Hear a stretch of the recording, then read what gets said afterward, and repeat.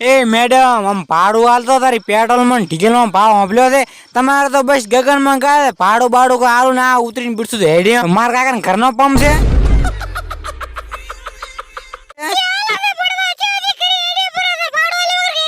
એ મેડ તો ના પણ નારસા ભાગીશ બરો પાછા અલ્યા વિક્રમભાઈ હું તો 2 લાખ ની લોન કરી નવું બાઇક લાવ ને તમે હવે પેટ્રોલ હાલતા રહી તમે તાર મને પેટ્રોલ આવજો ને હું પાછી દવા પણ મળી જારી પાડો દવા મારા હાથમાં પછી કહેતા નહીં कैसे कैसे लोग रहते हैं यार यहाँ पर। અલ્યા એ ભલા આદમી પેટ્રોલ હારું દવા પીવા દે છે એટલે વિક્રમભાઈ તમારે ઓલી એક્ટિવા પડી હતી ને ચાર્જિંગ વાળી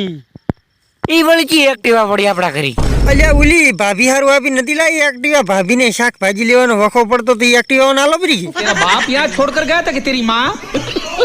અલ્યા એ અહીંયા દોધી ગગનમાં ગાદે આ જીભું લઈ લઈને ફરે પેટ્રોલ માં ડીઝલ માં ભાવ હંભળ્યા છે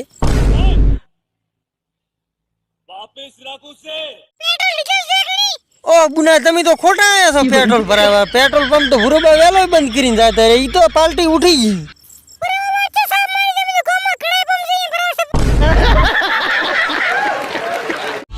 એ ગોંડી આટલો ઘમંડ ના કરીશ પૈસાનો